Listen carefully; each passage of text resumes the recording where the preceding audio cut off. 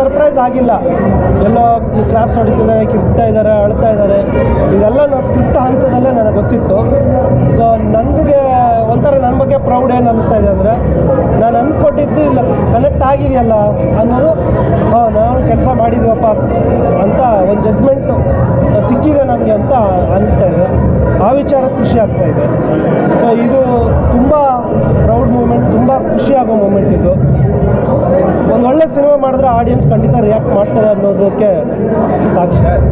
ವರ್ಷ ಮುಂದೆ ಟೀಸರ್ ಬಿಟ್ಟಿದೆ, ಫಸ್ಟ್ ಬಿಟ್ಟಿದೆ, ಅದಕ್ಕೆ ಆ್ಯಕ್ಚುಲಿ ಹಿಂದಿ ತಮಿಳಲ್ಲಿ ಎಲ್ಲರೂ ಥರ ಎಲ್ಲ ಹಾಕಿದ್ದಾರೆ.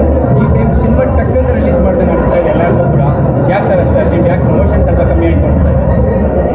ಪ್ರಮೋಷನ್ ಅಂದರೆ ನೋಡಿ, ನಮ್ಮ ಆರ್ಟಿಸ್ಟ್ ಈಗ ಹೀರೋ, ಈಗ ದೊಡ್ಡ ಆರ್ಟಿಸ್ಟ್ ಯಾರೋ ಫೇಸ್ ಇದ್ದಾಗ ನೀವು ಒಂದು ಬೈಟ್ ಕೊಟ್ಟರೆ ಅದು ತುಂಬ ಗ್ರೌಂಡ್ ಲೆವೆಲಿಗೆ ರೀಚ್ ಆಗುತ್ತೆ. ಸೊ ನಾವು ಒಂದು ಪ್ರಮೋಷನ್ ಸ್ಟ್ರಾಟಜಿಗಳು ಏನೇನಿದೆ, ಒಂದು ಪೇಪರ್ ಇರ್ಬೋದು, ಸೋಷಿಯಲ್ ಮೀಡಿಯಾ ಇರ್ಬೋದು, ಎಲೆಕ್ಟ್ರಾನಿಕ್ಸ್ ಮೀಡಿಯಾ ಇದೆ, ಅಥವಾ ಗ್ರೌಂಡ್ಗಳಿಗೆ ಇಳಿದು ಪ್ರಮೋಷನ್ ಮಾಡೋದಿರ್ಬೋದು, ಎಲ್ಲ ಪ್ರಮೋಷನ್ ಮಾಡಿದ್ವಿ. ಜನಗಳಿಗೆ ಎಲ್ರಿಗೂ ಗೊತ್ತು ರಾನಿ 100%. ರಾನಿ ಬಗ್ಗೆ ಹೆಂಗಿದೆ ರಾನಿ ಅಂತ ಕೇಳ್ತಾರೆ. ಹೆಂಗಿದೆ ಅಂತ ಕೇಳಿದವನಿಗೆ ರಿಸಲ್ಟ್, ರಿಯಾಕ್ಷನ್ ಅಂತೂ ಅವ್ರಿಗೆ ಸಿಗುತ್ತೆ. ಸೊ ತುಂಬ ಚೆನ್ನಾಗಿ ಕರೆಕ್ಟ್ ಆಗುತ್ತೆ ಅನ್ನೋ ನಂಬಿಕೆ.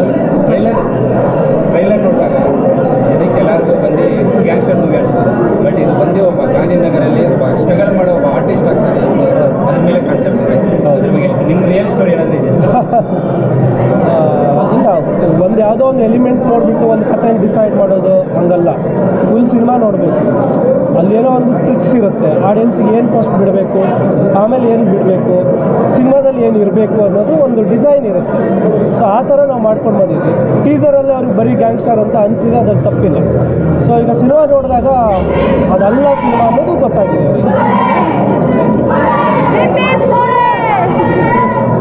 ಸರ್, ಒಬ್ಬ ನಿರ್ದೇಶಕನಾಗಿಬಿಟ್ಟು ಪ್ರೇಕ್ಷಕನಾಗಿ ಕೂತಾಗ ಕಿರಣ್ ರಾಜ್ ಅವರಿಂದ ಹಿಡಿದು ಸ್ಟಾರ್ಟ್ ಆಗಿ ನಿಮ್ಮಿಬ್ಬರು ಹೀರೋಯಿನ್ ಮತ್ತು ಪೊಲೀಸ್ ಕ್ಯಾರೆಕ್ಟರ್ ಯಶ್ ಶೆಟ್ಟಿ ಅವರು, ಅದಾದಮೇಲೆ ಇನ್ನೂ ಹಲವಾರು ತಂಡದವರು, ಅನಿಲ್ ಯಾದವ್ ಅವರು, ಹೇಗೆ ಅನಿಸುತ್ತೆ ಸರ್ ಅವರೆಲ್ಲರೂ ಫ್ರೇಮಲ್ಲಿ ನೋಡ್ತಾ ಇದ್ದಾರೆ? ಒಬ್ಬರು ನೀವು ನೋಡಿ ಆ ಪಾತ್ರಕ್ಕೋಸ್ಕರ ಹುಟ್ಟಿದ್ದಾರೆ ಅನ್ನೋ ಥರದಲ್ಲಿ ಮಾಡಿದ್ದಾರೆ ಪ್ರತಿಯೊಬ್ಬರು. ನಿಮ್ಗೆ ಯಾವ ಕ್ಯಾರೆಕ್ಟರ್ ಕೂಡ ಯಾರೋ ಬೇರೆಯವ್ರು ಮಾಡ್ಬೋದಿತ್ತು ಅಂತ ಅನಿಸಲ್ಲ. ಎಲ್ಲರೂ ಹೀರೋಯಿನ್ಸ್ ಇರ್ಬೋದು, ಕೋ ಆರ್ಟಿಸ್ಟ್ ಇರ್ಬೋದು, ಎಲ್ಲರೂ ಅವ್ರವ್ರ ಪಾತ್ರಕ್ಕೆ ತುಂಬ ಚೆನ್ನಾಗಿ ನ್ಯಾಯ ಕೊಟ್ಟಿದ್ದಾರೆ. ಅದೇ ಇವಾಗ ಆ ಕ್ಯಾರೆಕ್ಟರ್ಗಳು ಕನೆಕ್ಟ್ ಆಗ್ತಾ ಇರೋದಕ್ಕೆ ಆ ಆರ್ಟಿಸ್ಟು ಅಷ್ಟು ಇನ್ವಾಲ್ವ್ ಆಗಿ ಮಾಡಿದ್ದಕ್ಕೆ. ಸಾರಥಿಯಾಗಿ ನಿಂತ್ಕೋತೀವಿ ಎಲ್ಲ ಪ್ರೆಸ್ ಮೀಟ್ಗಳನ್ನ, ಸಂದರ್ಶನಗಳನ್ನ, ಆದರೆ ಕೊನೆ ಇನ್ನೊಂದು ದಿನ ಇರಬೇಕಾದ್ರೆ ಕಿರಣ್ ರಾಜ್ ಅವರು ಅಪಘಾತ. ಅದೇ ಸ್ವಲ್ಪ ಬೇಜಾರಾಯಿತು. ಆ್ಯಕ್ಚುಲಿ ಅವರಿಗೆ ಆಡಿಯನ್ಸು, ಫ್ಯಾನ್ಸು ಅವ್ರ ಜೊತೆ ಸಿನಿಮಾ ನೋಡೋದು, ಯಾವಾಗಲೂ ಅದನ್ನೇ ಮಾತಾಡೋದು. ಅದು ಏನು ಮಾಡೋದು, ಒಂದು ಸಿನಿಮಾದಲ್ಲಿ ಇದೆಯಲ್ಲ, ನಾವು ಅಂದ್ಕೊಳ್ಳೋದೊಂದೇ, ಬೇರೆ ನಾವು ಒಂದು ಕತೆ ಬರ್ಕೊಂಡ್ರೆ ಮೇಲೊಬ್ಬ ಡೈರೆಕ್ಟರ್ ಬೇರೆ ಕತೆ ಬರೆದಿರ್ತಾನೆ, ಅದ್ರ ಪ್ರಕಾರ ನಡೆಯುತ್ತೆ. ಸೊ ಅದು ದೇವ್ರ ಇಚ್ಛೆ ಇರುತ್ತೆ. ಸೊ ಅವರು ಇಲ್ಲದೇ ಇರೋದು, ಅವ್ರ ಅಬ್ಸೆನ್ಸು ನಮಗೆ ಸ್ವಲ್ಪ ಬೇಜಾರಾಗ್ತಾ ಇದೆ. ಒಂದು 3 days ರೆಸ್ಟ್ ತಗೊಳ್ಳಿ ಅಂತಿದ್ದಾರೆ ಡಾಕ್ಟ್ರು. ಅವ್ರು ಇವತ್ತು ನಾಳೆನೋ ರಿಕವರಿ ಆದರೆ ಥಿಯೇಟ್ರ್ ವಿಸಿಟ್ಗೆ ಕರ್ಕೊಂಡು ಹೋಗ್ತೀನಿ. Thank you. ಸಿನಿಮಾದಲ್ಲಿ ಇಬ್ಬರು ಹೀರೋಯಿನ್ಸ್ ರಾಧಾ ರುಕ್ಮಿಣಿ ಥರ ಇರ್ತಾರೆ, ನಿಮ್ಮ ಜೊತೆ ನಿಂತಿದ್ದಾರೆ, ಹೇಗೆ ಅನ್ನಿಸ್ತಾ ಇದೆ? ನೋಡಿದ್ರಲ್ಲ ಹೆಂಗೆ ಪರ್ಫಾರ್ಮ್ ಮಾಡಿದ್ದಾರೆ, ಎಷ್ಟು ಚೆನ್ನಾಗಿ ಆ ಪಾತ್ರದಲ್ಲಿ ಜೀವಿಸಿದ್ದಾರೆ. ಅದು ತುಂಬ ಅವ್ರು ಸೆಟ್ಟಲ್ಲೂ ಅವರ ಕ್ಯಾರೆಕ್ಟರ್ ಬಗ್ಗೆ, ಡೈಲಾಗ್ ಬಗ್ಗೆ ಅಷ್ಟು ನೀಟಾಗಿ ಕೇಳಿಕೊಂಡು ಪ್ರತಿ ಶಾರ್ಟನ್ನು ತುಂಬ ಇನ್ವಾಲ್ವ್ ಆಗಿ ಮಾಡ್ತಾಯಿದ್ರು.